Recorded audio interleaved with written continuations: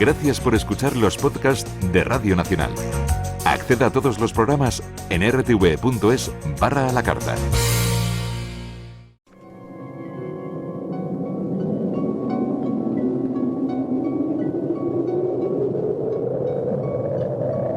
Solo cuando el túnel está en la más absoluta oscuridad es cuando puede volver otra vez la luz.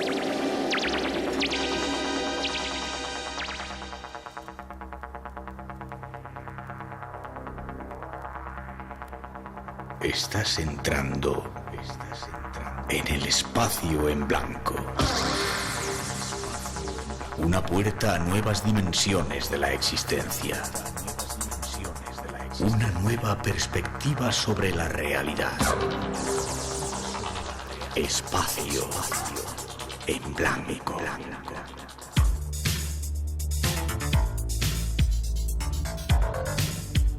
Una producción escrita y dirigida por Miguel Blanco.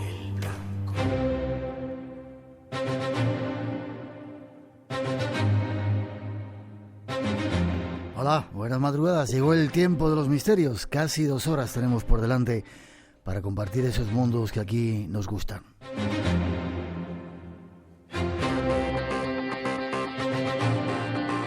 Algo que hacemos en directo cuando son las 2:07, 1:07 en las Islas Canarias, desde el estudio 101 de la Casa de la Radio, con los saludos de todo el equipo, encantados de estar aquí, que esta noche se encarga de realizar el programa. En la parte técnica esta noche Rubén de Felipe y Mar Gasca, Natalia Sotillos en la realización y coordinación, Rosa Rodríguez en la producción y locución, David Cuevas en la realización y Miguel Blanco que os habla. Como digo, para todos nosotros un placer estar aquí compartiendo este tiempo de radio en la madrugada hasta las 4, las 3 en las Islas Canarias. Y abrimos redes sociales, teléfono, llamada gratuita, ya sabéis, 900-137-137, el email espacioenblanco@rtv.es, en Facebook y en Twitter nuestras redes sociales eBlanco Radio, y tenemos un número nuevo de WhatsApp que atiende en Barcelona Ramón Álvarez, nuestro compañero, 633-448816. Ahí están los canales abiertos para cualquier consulta que queráis, y si queréis participar en ese concurso que tenemos, 5 regalos, 5 premios para agradecer que estáis ahí. Y ahora, ahí va un avance de los temas que os hemos preparado para hoy.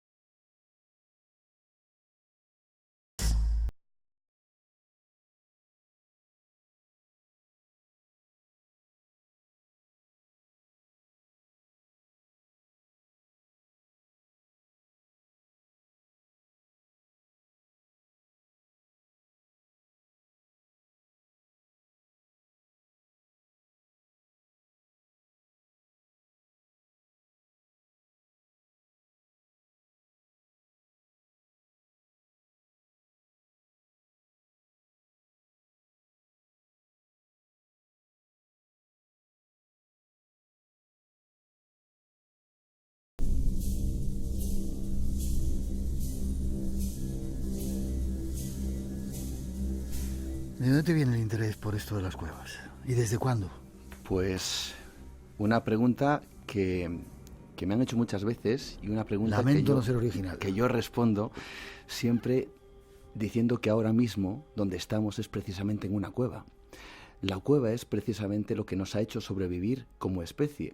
Parece que cuando hablamos de cuevas es cierto que pensamos que quizá sea algo de nuestros ancestros, algo primitivo y algo que ya hemos olvidado y que hemos dejado atrás. Sin embargo, fíjate, estamos ahora mismo aquí en una cueva, estamos encerrados en nuestra carcasa que nos permite estar al abrigo del mundo exterior, de la lluvia que pueda haber, como ha habido hoy en Madrid, los peligros que podían acecharnos fuera, y en esta carcasa, en esta burbuja, ya que somos una especie bastante débil, que no somos demasiado rápidos, no somos demasiado fuertes, pues solo a través de esta cueva en la cual hoy estamos, pero que antiguamente buscábamos en las montañas, pues nos ha permitido sobrevivir. Saludar a nuestro primer invitado, llegado desde un lugar de cuevas, desde Cantabria, Juan Gómez. Buenas noches, Juan. Hola, ¿qué tal? Buenas noches, Miguel, un placer. ¿Escuchabas el Espacio en Blanco hace mucho tiempo? Mucho tiempo. Recuerdo yo esas noches de radio, viernes, sábado, Radio Nacional de España, escuchar precisamente esa entradilla, ¿no?, que acabamos de escuchar ahora mismo. Es absolutamente maravilloso y me recuerda a yo estar cerradito ahí con las sábanas, escuchando esas historias maravillosas, donde otros contaban sus aventuras y ahora... Hoy te toca a ti. Hoy me toca a mí contar las mías. ¿Naciste en Alemania? Nací en Alemania, eso es. Pero eres cántabro. Soy cántabro. Mi madre es de Córdoba, mi padre es de Cantabria. Yo nací en Alemania por circunstancias, azares no míos, sino de mis padres, evidentemente. Y nací allí. Estuve allí unos cuantos años y luego ya nos venimos para Cantabria. Periodista, colaborador de diferentes medios, y haces un programa que se llama Nueva Dimensión. Eso es, un programa en podcast que hablamos de todos estos temas, todos estos asuntos que tanto nos gustan. Lo que represente cualquier pregunta, cualquier misterio para el ser humano, ahí está en Nueva Dimensión, y intentamos, no sé si dar respuestas, pero desde luego divertirnos, disfrutar con todo este mundo que es absolutamente apasionante, tú lo sabes, Miguel, y a través de ahí divulgarlo de la mejor manera posible como periodistas y como divulgadores al mismo tiempo, intentar mantener esa unión con el misterio. Y es curioso, Juan, cada día hay más gente que se interesa, aunque no lo digan, por estos temas, ¿verdad? Que está ahí detrás de los programas, que escucha podcast, que le pasan cosas incluso. Claro que sí, y además creo que es una especie de liberación. Cuando han aparecido de repente el mundo de Internet y los podcasts, mucha gente ha descubierto, lo primero, que tiene un amplio abanico, evidentemente, para poder escuchar, y además de manera constante. Tú lo sabes, hay gente que escucha un programa y luego escucha otro y otro y otro y otro, y luego tiene la oportunidad de contactar con personas que de otra forma no podría haberlo hecho, ¿no? Y si además esos oyentes tienen experiencias increíbles, pues tienen la oportunidad de poder transmitirlas a un amplio y mayor abanico que lo que se tenía antes. Sí, señor. Dice nuestro invitado, nos vamos a la búsqueda de cuevas. Escritor también de un libro, se me olvidaba, que se llama La cueva y sus misterios, que ha recibido el primer premio de la tercera edición de Enigmas, de nuestros compañeros. Enhorabuena por ello. Gracias. Y nos va a servir para introducirnos en ese extraño mundo. 900-137-137, nuestro teléfono, por si queréis intervenir o contarnos alguna experiencia si habéis tenido en cuevas. Ya veréis qué viaje tan curioso. Nos vamos.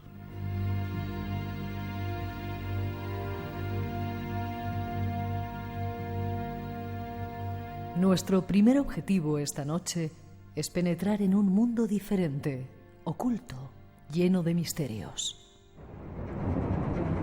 En las profundidades de la Tierra, donde no hay días ni noches, y solo el sonido del aire y las gotas de agua interrumpen el silencio, vivieron hace miles de años nuestros ancestros. Para el Homo sapiens, las cavernas eran algo más que un refugio, algo vivo, con alma, un espacio que les hablaba, al que tocaban y sentían. Ese hombre necesitaba crear, comunicar, transmitir conceptos, dibujos, pinturas, grabados y esculturas realizados por nuestros antepasados hace entre 35.000 y 11.000 años, son un testimonio excepcional de una civilización perdida. Vayamos a la búsqueda de esa civilización perdida, de sus misterios, de sus secretos. Nuestro invitado nos guía. Queríamos un poco enmarcar esa importancia que tenían las cuevas en la antigüedad, aunque ya se ha avanzado, que ahora estamos en una cueva, evidentemente algo que nos protege, pero antiguamente era mucho más necesario, digamos, ¿no? Sí, los seres humanos que vivían en Neandertal y todos ellos necesitaban un lugar donde cobijarse. Necesitaban, porque tenían evidentemente las mismas carencias que tenemos a día de hoy. Quizá también tenían otro tipo de ventajas que hemos perdido, o no sé si perdido, pero quizá olvidado, ¿no? Y quizá también nos sirve este viaje por las cuevas para retornar a ese mundo donde vivían nuestros ancestros, y las cuevas evidentemente era su hogar, no el interior de las cuevas, ojo, hay que decirlo, porque es inviable vivir dentro de una cueva, una simple hoguera, pues sería eso, como digo, inviable poder realizarla en el interior. Solo el humo, pues haría que todo el mundo saliera corriendo, ¿no? Vivían en las viseras, en la parte exterior, y siempre se movían en las cuevas porque iban detrás de la caza. Esto es lo que nos dice la versión oficial de toda nuestra prehistoria, y digo que es una versión porque evidentemente la prehistoria es una ciencia especulativa y como tal así se plantea, ¿no? Lo que es cierto es que esas cuevas formaron parte de la vida de aquellos ancestros que iban detrás de la caza, y fueron las que abrigaron, y sobre todo, y algo muy importante, las que fueron testigos de los primeros albores de la mente humana. Fíjate, podemos hablar, evidentemente es innegable hablar de las pinturas rupestres. Es la primera, como diría el ya desaparecido José de las Heras, que fue el director del Museo Prehistórico de Altamira, decía que las pinturas rupestres eran el residuo fósil del pensamiento de nuestros ancestros, y eso lo dejaron precisamente en las cuevas, no lo hicieron fuera. Por lo tanto, quizá las cuevas tenían que tener una conexión directa con la mente de esos hombres, que no solo les servía para refugiarse, sino quizá para algo más, para plasmar, y así lo hicieron, sus pensamientos, sus anhelos, sus deseos, pero ojo, Miguel, también sus miedos. Y además eran para ellos, o tenían un concepto más sagrado de lo que nosotros podemos tener ahora, ¿no? La cueva era como entrar dentro de la madre, claro, entrar sí. También, como comunicarte con ese otro submundo. Mira, desconocido. Yo he estado en cuevas, en muchas cuevas, precisamente para documentar este trabajo, y he tenido la oportunidad de estar en una cueva muy importante, en la cornisa cantábrica, absolutamente solo, y delante de un panel rupestre. Wow. Imagínate la sensación, ¿no? Bueno, lo primero que a uno le ocurre cuando está dentro de la cueva es que el tiempo se detiene por una razón muy básica, y es que no ves el sol, y al no ver el sol no sabes exactamente qué es lo que está ocurriendo fuera, ni el concepto del tiempo desaparece. Hay una cosa excepcional, y es que los sentidos automáticamente se disparan. Lo que uno cree que se va a encontrar, que es absoluto silencio, descubre que hay sonidos increíbles. Cada goteo, cada rendija donde haya un poquito de aire, o donde haya un poquito de agua que resbale, se oye de manera prominente, y entonces descubres todo un mundo. Pero llegas a escuchar, fíjate bien, en ese silencio aparente, puedes llegar a escuchar hasta tu propio latido de corazón, lo cual te hace conectar ya no solo con la cueva, sino contigo mismo. De alguna manera, la cueva y ese entorno te hace reconectar contigo, y luego cuando uno sale, da la sensación de que, desde luego, uno sale de manera diferente, renace, dirían otros, ¿no? Yo tuve la oportunidad... Como si salieras del útero materno, del útero de la tierra, y salieras a la vida. De hecho, hay cuevas que se les llama las cuevas útero, así, porque incluso hasta tienen, parece que una forma de vagina en su exterior, ¿no? Bueno, cuando yo recuerdo haber estado en esa situación, y cuando salí, mis compañeros que estaban esperando fuera, les vi cara de preocupación, porque en realidad yo pensaba que había estado cerca de media hora, y ellos me sorprendieron cuando me dijeron que había estado aproximadamente 1:15 dentro de esa cueva. Por lo tanto, uno llega a pensar, ¿qué es lo que ha ocurrido ahí dentro, no? ¿He traspasado otro mundo? Bueno, pues quizá nuestros ancestros sí lo hacían, y lo hacían a través de esas pinturas.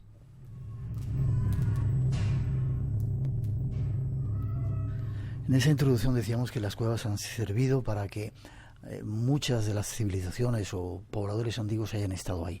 Tú en tu libro das una noticia que luego se ha divulgado en diferentes partes, ¿no? No solamente el hombre de Cromañón, o no sé quién habitaba las cuevas, te lo pregunto. Sí. ¿Qué indicios hay de los primeros pobladores de las cuevas? Mira, se publica hace una cosa de un mes y pico aproximadamente, en la revista Science, que es la revista más importante a nivel internacional en cuanto a ciencia se refiere, y publica algo extraordinario, algo aparentemente nimio para el profano, pero profundamente extraordinario para nuestra historia. Y es que las primeras pinturas rupestres no las hizo el Homo sapiens, es decir, nuestros ancestros. Las hizo otra especie de humanos que eran neandertales. Bien, ¿qué es lo que supone esto? Bueno, pues que la oficialidad siempre nos ha dicho que es el hombre el que ha creado, o el que tiene ese pensamiento simbólico, el que es capaz de crear arte. Y ese hombre era precisamente el Homo sapiens, nuestros ancestros directos. De alguna manera, parece que lo oficial nos está poniendo en el centro del universo, como antiguamente ponían a la Tierra en el centro del universo. Craso error el cometido en esta época como el que se cometió en épocas anteriores, ¿no? Ahora descubrimos que han sido otras especies las que tenían ese pensamiento, pero yo voy más allá. Esto lo predigo en el libro. Digo exactamente que hay una datación que supera el momento en donde el Homo sapiens estaba presente, en este caso en la cueva de la Pasiega, en el castillo, en el Monte del Castillo en Cantabria. Iremos dentro un rato hasta ahí. Lo que ocurre con esto es que volvemos a los errores, como decía antes, ¿no? Cuando, por ejemplo, Marcelino Sainz de Santuola descubre las famosas pinturas de Altamira, fíjate, el hombre ilustrado del siglo XIX no podía. ¿Cómo iba a ser que un hombre prehistórico pintara aquello? Claro, era imposible, ¿no? Solo el hombre ilustrado de la época tendría esa capacidad, pero no solo ellos, incluso nosotros. Yo ahora mismo me pongo a hacer un bisonte en una pared y ya te digo que sale cualquier cosa menos un bisonte. Claro, ¿cómo iba a ser que un hombre prehistórico que lo único que hacía era cazar, reproducirse y poco más, pintara aquello, ¿no? Le echaron la culpa a Marcelino Sainz de Santuola, que las había pintado él. Wow. Claro, imagínate. Pues eso que ya nos parece un pensamiento arcaico está ocurriendo a día de hoy. Pensamos que las pinturas, dicen, bueno, aceptaron el hecho de que un hombre arcaico pintara aquello, pero en cualquier caso tenían que ser nuestros ancestros. Obviamente, ¿quién si no? Ahora descubrimos que no éramos nosotros y eso vuelve a remover la conciencia de aquellos que dicen que nosotros, como si fuéramos, y lo he dicho antes, el centro del universo, tuviéramos ese carácter simbólico, ese salto que dice la ciencia que es el salto, bueno, o el salto infinito, o el gran evento de la inteligencia humana. Quizá la inteligencia estaba en otras especies también. Hay mucha magia, mucho simbolismo en las cuevas, ¿no? ¿Desde cuándo están habitadas que tengamos datación de esas que dan los arqueólogos? Bueno, pues habitadas pueden ser desde hace prácticamente más de 6 millones de años. Habitadas. Otra cosa es las pinturas o los restos de esa inteligencia, ¿no? Que han podido dejar que ahí ya varía el rango, ¿no? Las pinturas más antiguas, que son las que se han descubierto en estas dataciones, como digo, publicadas por la revista Science, datan de unos 66.800 años. Pero aquí viene una cosa muy interesante. Y viene un gran misterio. Y te voy a contar algo que no se ha publicado en la revista Science, algo que yo he tenido la oportunidad de conocer de primera mano y que no solo no se ha publicado en la revista Science, sino que tampoco se ha hecho público en ningún reportaje ni en ninguna entrevista al uso dedicado a este tema. Bien, cuando se hacen estas dataciones, lo que se hace, no se puede datar la pintura, porque la pintura es de un mineral y el mineral no se puede datar, pero sí puedes datar las pátinas de calcita que hay por encima de la pintura. Voy a intentar explicarlo rápidamente. El agua pasa por encima de las pinturas, estas dejan la calcita y esa calcita contiene uranio. El uranio con el tiempo se convierte en otro elemento que se llama torio. Si uno sabe cuánto tiempo pasa entre que el uranio se convierte en torio, bueno, puede determinar cuánto tiempo hace que esa calcita estaba ahí. Bien, hubo 3 capas que en esta ocasión iban a analizar, pero solo analizaron 2 capas. No analizaron la tercera, la más antigua, solo analizaron 2. Bien, y aquí viene lo que no se ha publicado en la revista Science. Se descubre un isótopo de torio de 80.000 años. Mucho más antiguo. Mucho más antiguo, y se descubre otro isótopo de 66.800 años. Science publica la de 66.800 simplemente por temas de no pasarse, de asegurarse. Pero hay un isótopo de 80.000 años. Pero ahora viene lo interesante. Si solo se arañaron las 2 capas de las 3, ¿cuánto estamos hablando de antigüedad? Si a eso le añadimos que la pintura estaba mucho antes que la primera capa de calcita que no se ha analizado, ¿cuántos años de antigüedad tiene esa pintura?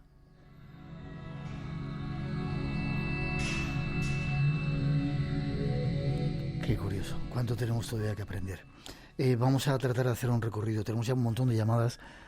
Mira, preguntan si salen mujeres en las pinturas prehistóricas. ¿Hay mujeres? Sí, hay mujeres en las pinturas prehistóricas. De hecho, hay, por ejemplo, fíjate, una de las pinturas más interesantes y que seguramente conoces, las pinturas que están en Tassili d'Angers, en las famosas pinturas de Tassili. Ahí encontramos mujeres, además con aspecto claramente negroide. Y sí, encontramos mujeres, encontramos incluso partos, encontramos escenas.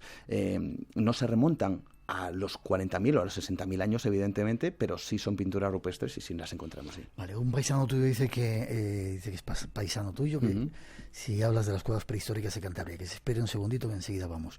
Existen cuevas malditas y cuevas beneficiosas. ¿Sabían los antiguos determinar unas y otras? Cuevas malditas y cuevas milagrosas o beneficiosas. La verdad es que en ese aspecto podríamos estar hablando de qué es lo que había dentro de las cuevas, qué es lo que podrían ver o qué es lo que podrían sentir o intuir, ¿no? Ya que hablamos de pinturas rupestres, te diré que, por ejemplo, hay infinidad de manos que están dibujadas en puntos concretos de las cuevas. Y uno se pregunta por qué en ese punto y no en otro. Y sobre todo algo, ¿por qué está repartida esta técnica o esta actividad en diferentes partes del mundo cuando supuestamente no deberían de haber tenido contacto y ningún trasvase cultural, ¿no? Fíjate, en Argentina está la Cueva de las Manos. En ese abrigo de roca hay más de 800 manos, pero solo en un punto en concreto. La pregunta es, ¿qué verían en ese lugar para poner todas sus manos ahí? Fíjate, yo he hecho un ejemplo, porque yo además en el libro pongo una fotografía. A mí me han impregnado la mano con el ocre y me lo han hecho además con la técnica que supuestamente se utilizaba en la época de soplado de ese elemento, ¿no? Y la verdad es que yo, que soy una persona en este mundo globalizado, tecnificado, donde ya todo no nos tiene que sorprender prácticamente, a mí me sorprendió lo que vi en ese momento. Y es que cuando te impregnan la mano, el color que coge la roca y tu mano es el mismo, de manera que a nivel visual parece que te fundes directamente con la roca. Es decir, estás viendo que tu mano parece que está atravesando ese punto en concreto de la pared. Si a mí eso me impresionó de manera profunda, yo no me imagino cómo les impresionaría a aquellos que hace 40.000 años hicieron lo mismo. Quizá realmente veían que en ese punto en concreto se podía llegar a otro mundo y a través de esa técnica quizá pudieran alcanzarle. Qué curioso. Luego seguramente te volveré a preguntar sobre lugares malditos o cuevas malditas. Si tenían un sentido que nosotros hemos perdido, esos antiguos pobladores, para saber y determinar y percibir diferentes lugares y contextos. Seguramente que sí, seguramente que sí. Fíjate, yo hace bien poquito he estado visitando unas cuevas en Asturias y recuerdo el testimonio de un señor que decía: yo de joven seguía el rastro de los zorros por el olfato, decía, ¿no? Y estamos hablando de una persona de nuestro tiempo, así que si nos trasladamos hace 8.000, 10.000 o 20.000 años, pues ¿de qué no serían capaces de ver, de sentir en un lugar en concreto que les daba y les proporcionaba la vida, como eran las cuevas? Claro que sí. Esto además enlaza directamente por qué en unas cuevas determinadas sí hay, por ejemplo, estas pinturas y por qué en otras, aparentemente incluso más fáciles, no las hay. Por qué en determinados recovecos de las rocas o en el interior, a más de 300, 400, 500 metros, en la más absoluta oscuridad, hay dibujado algo en un lugar que es prácticamente imposible de ver, y por qué en otros lugares de esa misma cueva, en donde supuestamente sería sencillo dibujar algo, no hay nada. ¿Qué es lo que veían ahí? Quizá había conexiones directas. No lo sabemos. El caso es que la cueva parece también representar el mundo interior de estos hombres y también parte de ese mundo exterior, lo que veían, ¿no? Hay una cosa que está clara y es lo que dicen todos los expertos, porque está claro que las pinturas rupestres representan un gran enigma. Nadie sabe realmente el significado, qué es lo que nos querían decir, pero todos, absolutamente todos, dicen lo siguiente: que fuera lo que fuera, pintaban lo que veían. La pregunta que nos viene a la cabeza es que hay ciertas cosas que no entendemos, y si pintaban lo que veían, con perdón, ¿qué narices veían para pintar ciertas cosas? 2:30, 1:30 en las Islas Canarias. Seguimos adelante en este viaje por las cuevas esta noche. 900-137-137 nuestro teléfono. Hay más que queremos contaros. Lo primero que se veía al entrar en casa... Esta semana hablamos de Primero pide perdón, de la escritora norteamericana Sarah Dassen. Jardines en el bolsillo. Recordamos Don Álvaro o La fuerza del Sino, del Duque de Rivas. Con Pilar Martín. La verdad es que... Y finalizamos con El Gran Gatsby, de Scott Fitzgerald. Te voy a contar algo respecto Los lunes, a las 5 de la madrugada, es hora de Radio Nacional de España. Espacio en Blanco. En Radio Nacional. Con Miguel Blanco.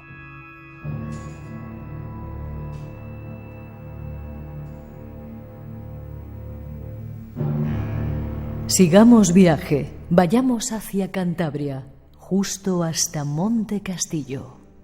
De entre las más de 60 cavidades, destaca Monte Castillo, con un conjunto de cuevas profusamente decoradas. El castillo, las monedas, las chimeneas y la pasiega. Sus cientos de figuras representan un punto clave de conocimiento para entendernos como especie y comprender nuestro comportamiento ancestral. La estratigrafía de la Cueva del Castillo es probablemente una de las más importantes, no voy a decir solamente del Cantábrico o de Europa, casi diría del mundo. Es la única cueva en la que tenemos una secuencia continuada de ocupación del mismo espacio y del mismo territorio durante más de 150.000 años. Eso significa que podemos ver los diferentes tipos humanos y las diferentes industrias líticas que ocupan la prehistoria y que nos sirven para subdividir en la prehistoria representadas en el mismo yacimiento.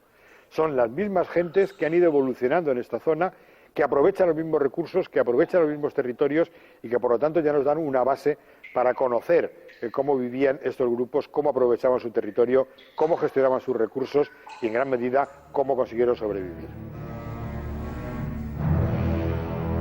Quien nos daba esos datos es Federico Bernaldo de Quirós, catedrático de Prehistoria de la Universidad de León.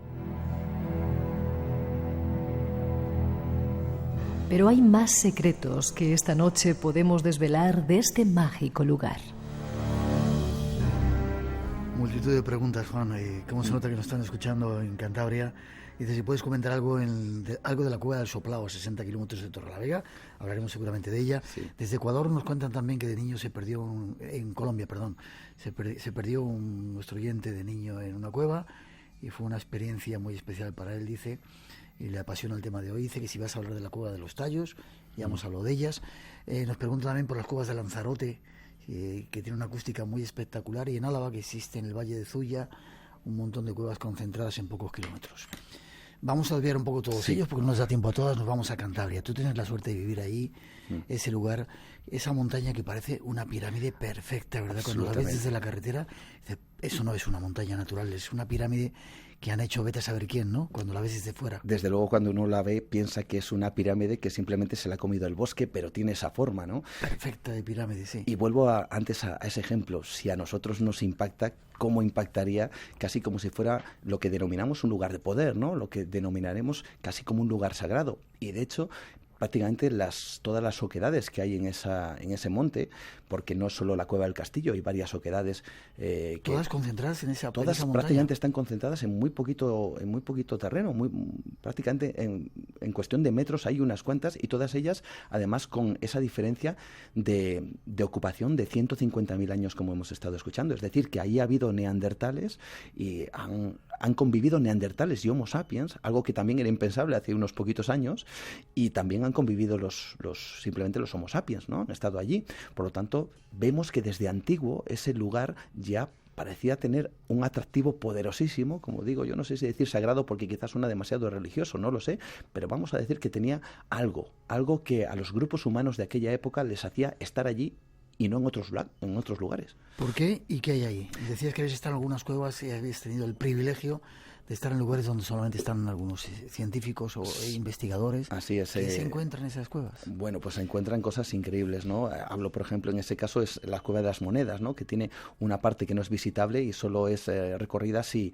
tienes un permiso o si eres científico. Yo he tenido la oportunidad de estar en zonas bastante, vamos a decir que restringidas, ¿no? Pero hablando de la Cueva del Castillo, que yo le dedico un episodio y es realmente fascinante porque podríamos tener todos aquellos elementos que están dentro de las diferentes cuevas, pero en una sola, ¿no? Además hay algo realmente interesante, porque cuando uno piensa en pinturas rupestres o en la Cueva del Castillo, uno siempre se imagina pues a los bisontes o animales en general, pero fíjate, en la Cueva del Castillo hay más pinturas que no conocemos su significado de las que realmente sabemos. Es algo realmente curioso. Es interesante. ¿Son visitables esas cuevas? El castillo es visitable, todo el mundo lo puede visitar, incluso niños, no hay ningún problema, pero claro, nos encontramos que existen más pinturas de las que no sabemos qué es lo que querían decirnos, de las que realmente por lo menos podemos identificar, porque es cierto que esto es algo muy interesante, que nuestra mente tampoco está alejada de la mente de aquellos hombres de hace 40.000 años, porque yo puedo ver un bisonte y distinguir al momento que es un bisonte. Lo mismo que veían esos hombres de hace 40.000 años. Nuestra mente sabe reconocer lo que la mente de esos hombres veía, ¿no? Lo que ocurre es que es lo que pasa con aquellas pinturas que no sabemos diferenciar, que no sabemos darle ni siquiera una forma, que no sabemos entender qué significado tenían. Claro, y aquí volvemos a lo de antes, ¿no? Si nos dicen que pintaban lo que veían, aquí viene la extrañeza. Fíjate, la Cueva del Castillo parece más bien una representación del mundo exterior, ¿no? Dibujaban, por ejemplo, bisontes y siempre se hacían pues a la altura de los ojos, tal como quizá lo veríamos en el exterior, ¿no? El problema está en todas aquellas cosas que quizá estén en los techos. Y ahí es cuando nos sorprendemos. Pinturas tectiformes, pinturas en forma de parrillas, pinturas que yo tengo un buen amigo que se llama Jesús, bueno, conocido como Neónimus, que me decía que algunas pinturas le recordaban, esto lo dice él, aún a la Delta. Pinturas realmente extrañas que incluso parecen adquirir movimiento. Puntos, dedos, líneas, cosas realmente curiosas, que hay quien afirma que eso fue producto del estado alterado de conciencia, quizá de algún chamán. Lo que pasa es que yo he estado, como digo, dentro de una cueva y hay que plantearse esta situación. La gente que entraba allí lo hacía con una pequeña luz de tuétano, que no era más que la luz de un mechero, quizá de alguna de las velas que tenemos aquí. Pensemos en adentrarnos en una cueva con los recovecos, con los peligros, con esa pequeña luz y pintar algo a 300, 400 o 500 metros en su interior en plena oscuridad, en un estado alterado de conciencia. Sería realmente difícil. Lo primero pintarlo, lo segundo probablemente salir de allí. Eso si no se te apagaba la luz. Que si no, podemos comprender que la situación sería prácticamente peligrosa, ¿no? Por lo tanto, quizá volvemos a plantear que vieran algo extraño, algo que quisieron plasmar ahí y que les dejara un profundo impacto lo suficientemente amplio como para dejarlo marcado en esas piedras y en esas cavidades que a día de hoy nos sorprenden.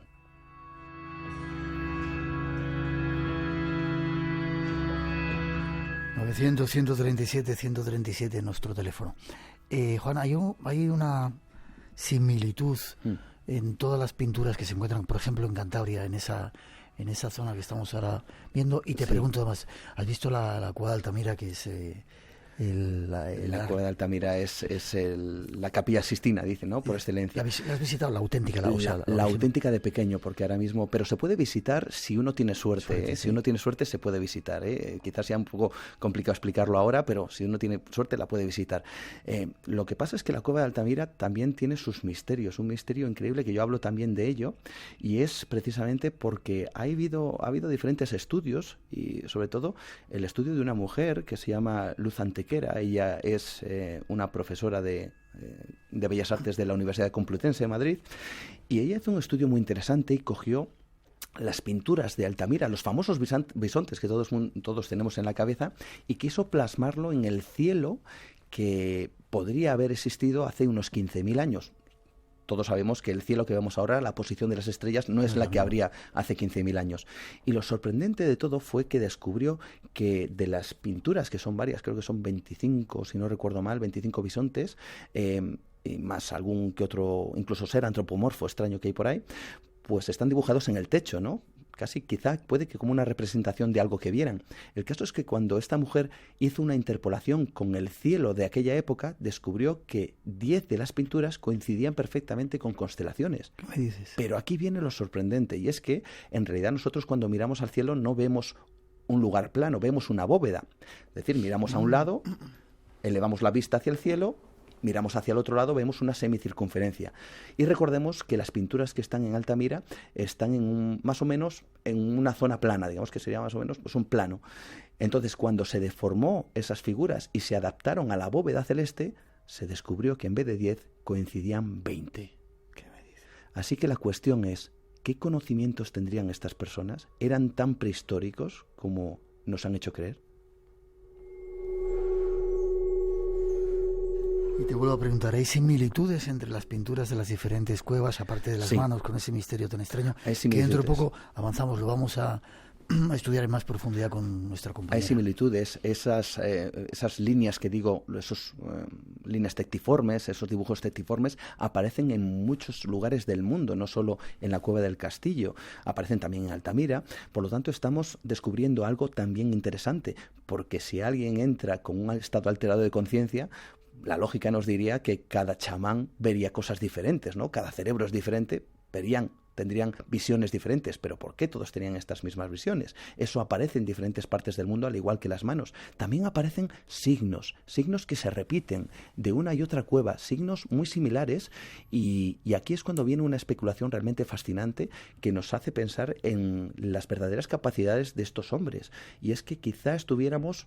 Hay gente que desde luego contradice esto, pero también hay gente que lo da por cierto, sobre el primer lenguaje escrito de la historia. Hay una mujer que se llama Genevieve von Persinger, ella es una paleoantropóloga de canadiense, he tenido la oportunidad de hablar con ella en varias ocasiones, y respecto a este tema, esta mujer lo que hizo fue rescatar todos estos signos que estaban en común en diferentes cuevas del mundo, y descubrió que había unos 32 signos iguales, pero en sitios alejados de manera totalmente abismal. ¿Había habido algún tipo de trasvase cultural? ¿Podía formar parte de algo que veían? ¿Podía formar parte de un lenguaje, un protolenguaje, algo incipiente? Eso es algo que no sabemos todavía, pero el caso es que sí existe esa homogeneidad en muchos casos de las pinturas. Luego hay algo muy interesante. ¿Por qué solo había bisontes, caballos, quiero preguntar ahora por eso, uros? ¿Por qué no hay aves? Si pintaban lo que veían, ¿por qué no hay árboles? ¿Por qué no hay montañas? ¿Por qué hay muy poquitos peces y apenas reptiles? La cuestión es, quizás significaba no solamente la caza, sino una especie de código, algo que a día de hoy se nos escapa, una especie de conexión, quizá para decirle a otras personas, bueno, que ahí había en ese lugar había algo relacionado con quizá la fuerza de un bisonte. ¿Por qué solamente esos animales y no otros? ¿Las pinturas más antiguas? Las pinturas más antiguas están en España. Se encuentran en Málaga, se encuentran en Cáceres y se encuentran en La Pasiga, que es una de las cuevas que está en el Monte del Castillo, 66.800 años. Si las tuvieran por ahí los americanos habrían hecho millones de cosas con ellas, y aquí todavía no son tan conocidas como debieran, ¿verdad? No, al contrario, no se permite el acceso a esa cueva, por ejemplo, en La Pasiga. Vale, pero sí son visitables muchas de ellas. Sí, perfectamente. Preguntan que por qué se han conservado tan bien y tanto tiempo, por las condiciones de la cueva. Precisamente, ¿no? Por las condiciones de la cueva y porque es el mineral con el que se utilizaron la pintura, es decir, ellos no pintaban, hay algo que hay que descartar, y eso me lo han preguntado en alguna entrevista, no pintaban con sangre. La sangre es un elemento biológico que desaparece con el tiempo, y en una cueva donde pasara simplemente el agua desaparecería, ¿no? Se pudre como cualquier elemento biológico. Sin embargo, el mineral se impregna con lo que sería la roca de las cuevas, de manera que casi se fosiliza y se queda el pigmento o el mineral ya pigmentando a la roca, ¿no? Por eso se conserva, aunque es cierto que depende muchísimo del grado de humedad, de incluso las corrientes de aire que puede haber dentro de una cueva, porque las cuevas tienen chimeneas, tienen lugares por donde pasa el aire, lugares más húmedos, lugares menos húmedos, y luego si son activas o no, porque las cuevas se forman generalmente porque hay paso de agua, y si ese agua llega a tocar las pinturas, pues tendríamos un problema, ¿no? Se ve que te gusta el tema, ¿eh? ¿Estás disfrutando? Estoy disfrutando mucho. 900-137-137 nuestro teléfono. Seguimos con más datos de este mundo que también está gustando, según me dicen por las redes nuestros compañeros. Nos alegramos que disfrutéis. Por eso estamos aquí. Seguimos. Esta noche, en Espacio en Blanco. Y entonces pues empezamos a oír unos ruidos en el aire, como si alguien te chistea o te silba o algo así. Y bueno, aquello pasó, y luego después, inmediatamente a los 15 segundos aproximadamente, hubo una explosión de luz blanca, violeta, aparte del impacto que nos dio, que nos quedamos petrificados. En el pasado, solo los más valientes zarpaban en busca de otros mundos. Acompáñanos en el viaje hacia lo desconocido. Espacio en Blanco, en Radio Nacional de España, con Miguel Blanco.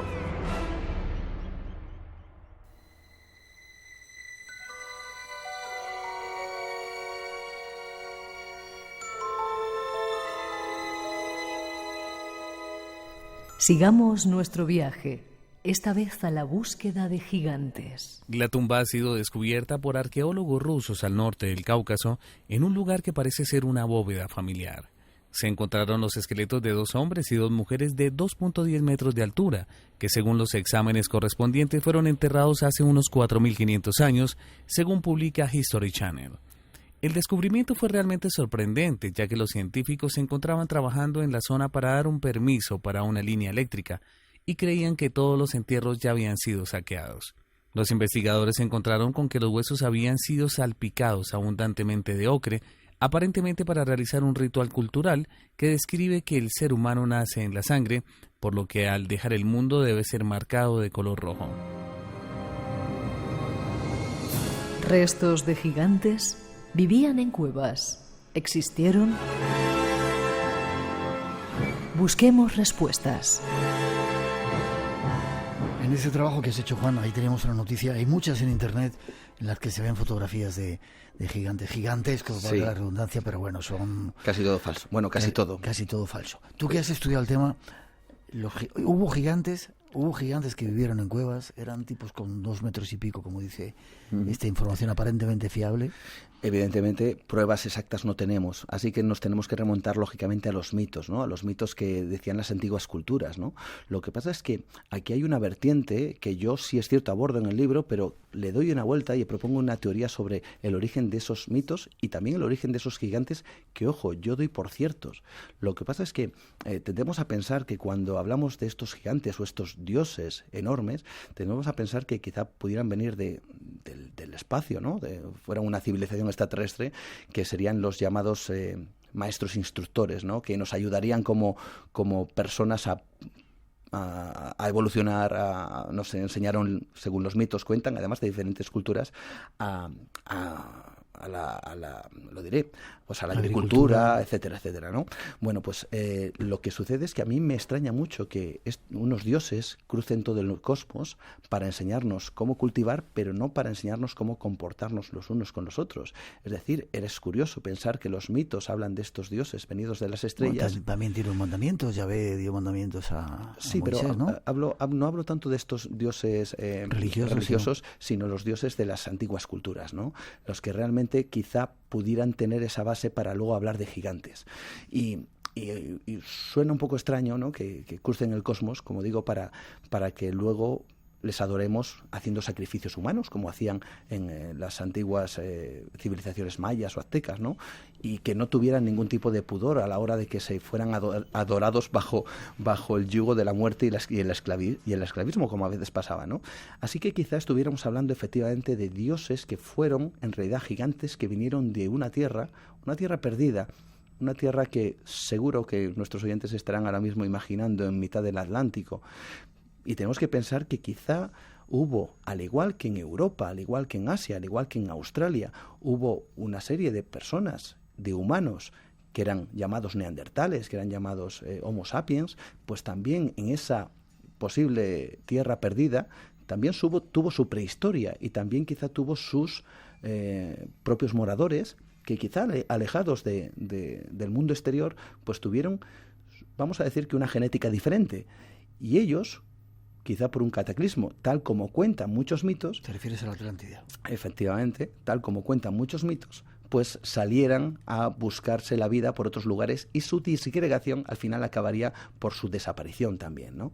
Lo que ocurre es que cuando vamos a buscar los mitos, descubrimos que quizá haya mucha más verdad que una sola leyenda.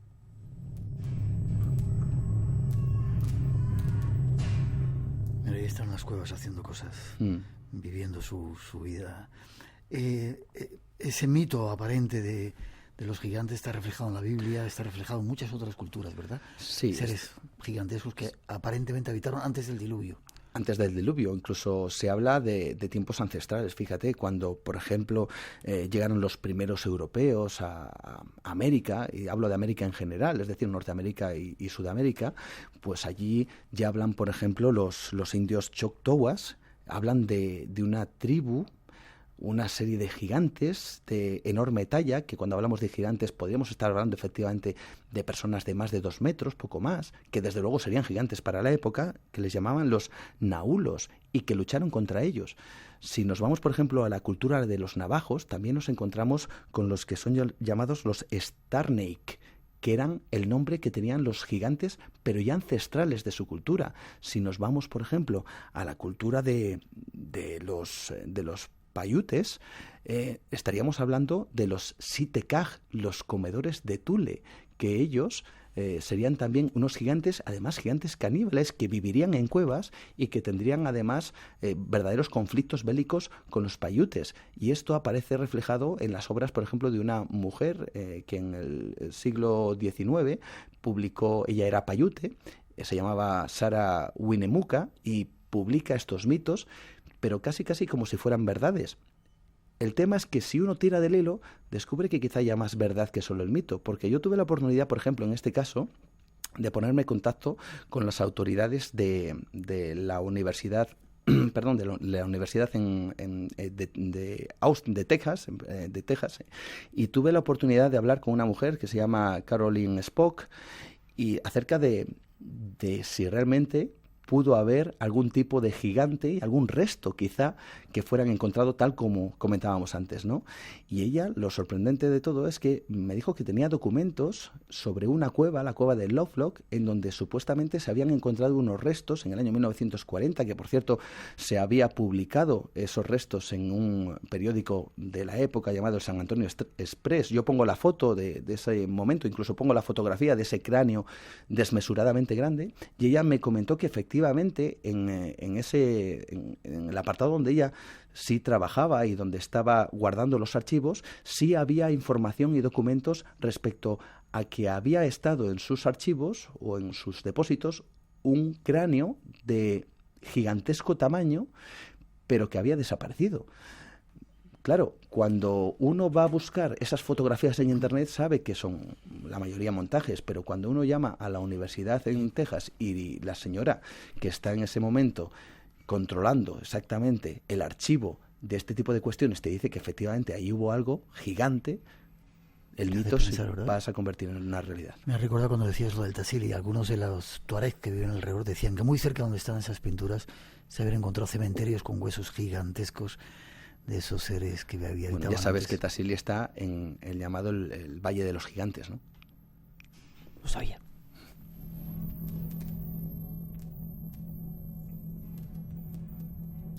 Espacio en Blanco. Tu cita con lo desconocido. En Radio Nacional. Con Miguel Blanco. Y esta noche con nuestro invitado llegado desde Cantabria solamente para el programa, Juan Gómez, que viene acompañado y no le hemos saludado. Necrofobia, ¿qué es eso de la necrofobia? ¿Se daba en las cuevas? Sí, la necrofobia es... Mucha gente, perdóname, de Cantabria nos está escribiendo. María Jesús Revuelta de Santander dice que está emocionada por lo que está escuchando y le estamos recordando su niñez cuando le llevaban a ver algunas cuevas. Caray, qué bonito, fantástico, es maravilloso. Y luego ¿no? dicen que en Cantabria no hay nadie en el EGM que nos escuche. Sí. Saludos para todos los que estáis. Se escucha mucha gente, se escucha, ya digo yo que sí. Bueno, pues desde luego que en la necrofobia, ¿no? Estábamos con ello, y la necrofobia es el miedo a los muertos. El miedo a que vuelvan de la tumba, ¿no? O que vuelvan de las cuevas. Aquí viene algo realmente sorprendente. Hay una época, la tardía Edad Media, perdón, estamos hablando de la época visigoda, en donde parecía que realmente hubo un verdadero miedo a los muertos. Ojo, estamos hablando del siglo IV aproximadamente, III o IV, es decir, mucho antes que la percepción que tenemos del vampiro moderno, que es un vampiro además muy, muy educado, con buenas formas, que habla muy bien y que viste muy bien, ¿no? Sin embargo, este vampiro tiene unas connotaciones mucho más terribles. Eran los conocidos como revenants o retornados. Eran una especie de casi de poseídos del demonio que volvían de la muerte para atacar ¿a quién? lógicamente, que a los vivos, ¿no?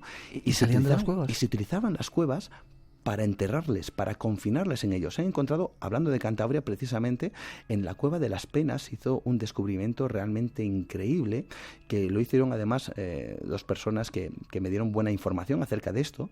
Se descubrieron aproximadamente unos 35 cadáveres entre mujeres, hombres y niños, ya esqueletos de esa época, a los cuales se les había creado un ritual de lo que se denominaba un ritual de necrofobia, es decir, aquellos que o bien dejaron allí los cadáveres, o bien les asesinaron en esa cueva, hicieron un ritual para que esa cantidad de gente jamás volviera de allí, para que esa gente no saliera de ese lugar. Había verdadero pánico a aquellas personas y fueron enterrados en cueva. Pero lo mismo ocurre en la cueva de la Garma, que también, por cierto, está en Cantabria, y que se encontró, fíjate bien, para bajar a la cueva de la Garma, hay que bajar varias simas, algunas bastante pronunciadas de hasta 15 metros, y allí se encontraron los restos de 3 personas, algunos de ellos con los cráneos machacados literalmente, después de varios meses de la muerte. Es decir, alguien había bajado allí, había matado a 3 personas y luego había vuelto para acabar con los restos. Realmente creían, o daba la sensación, que más que un lugar para esconder un cadáver, un asesinato,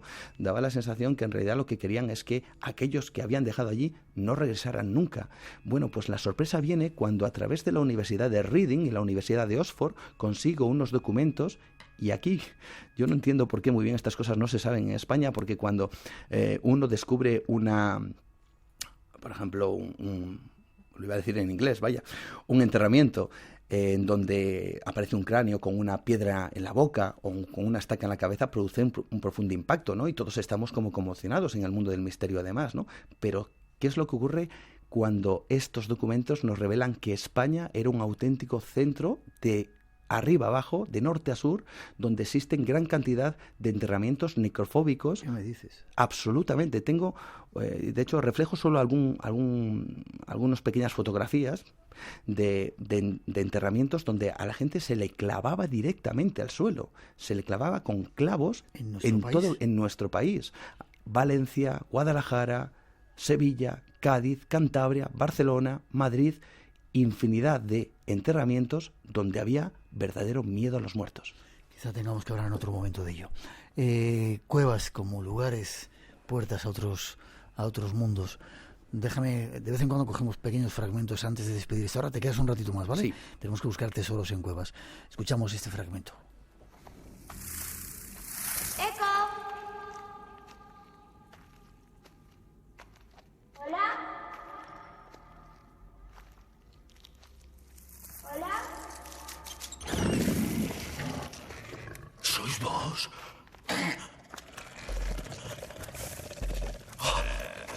¿Sois vos? ¿Habéis regresado? No os asustéis, os lo ruego. Mirad.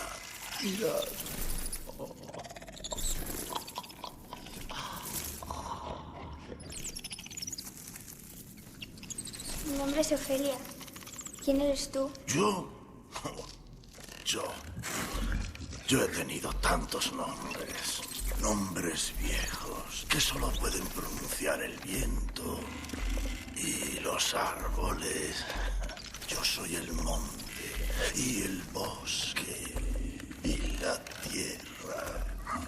Por todo el mundo, vuestro verdadero padre hizo abrir portales que permitieran vuestro regreso. Este es el último de ellos. Como en esta película El laberinto del fauno, a lo mejor, Juan, te toca ser, por esas extrañas cosas de la vida, el embajador, abridor de puertas al más allá, descubriendo a mucha gente, como estás haciendo ahora, esos misterios de las cuevas. Esperemos. Yo ya te lo otorgo, eres el embajador. 900-137-137. Tenemos que hacer una pausa. Enseguida regresamos. Llegan las noticias de las 3. Las 2 son las Islas Canarias. Pero todavía tenemos mucho que contaros de cuevas y de extraños humanoides que nos trae nuestro compañero David Cuevas, que como no se iba a perder el programa con ese apellido. Enseguida regresamos. Hay mucho misterio aquí en Radio Nacional todavía, en este espacio en blanco.